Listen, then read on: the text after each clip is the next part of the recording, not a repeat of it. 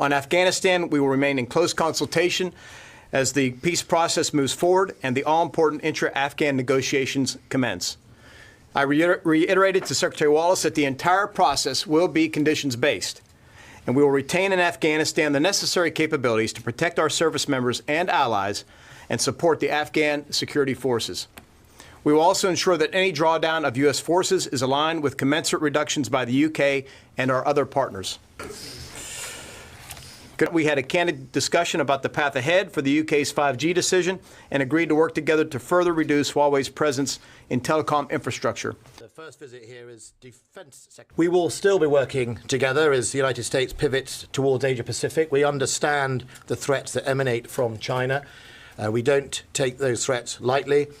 We're going to explore in our integrated defence, foreign policy and security view the way forward to make sure that we are fit for the 21st century as a defence offering, that we use our place as one of NATO's biggest spenders and indeed one of the leaders in Europe on NATO to make sure that we are ready to face what threats come, but also are ready to deal with the threats of tomorrow. Should it come here, I spent 90 minutes this morning with our senior leaders and several of our combatant commanders to talk about all of our responses to coronavirus and how we stay ahead of the challenge. I reinforced to them my three priorities. Number one, protecting our service members and their families.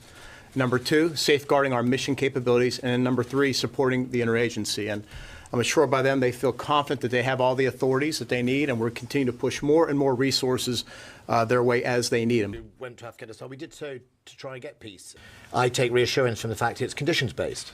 This is not an unconditional process. This is a conditional process. And the Taliban and the other partners have to make sure they stick to that. I've discussed that with Secretary Esper on a number of occasions. The partners in NATO and other countries have been engaged, and I think we're on the right track.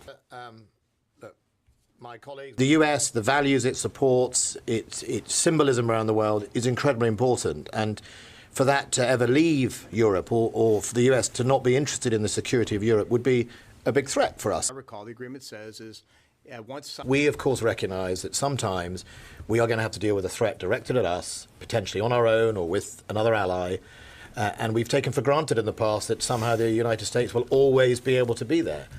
But the world has got far less secure, not more secure. That means we are all more stretched. We all have to find the capacity and the capabilities to defend against it. I may be mistaken, but as I recall, the agreement says is once signed, we would begin continue a reduction in violence that would continue downward, and as part of the intra-Afghan negotiations, we would move to a comprehensive ceasefire across the country.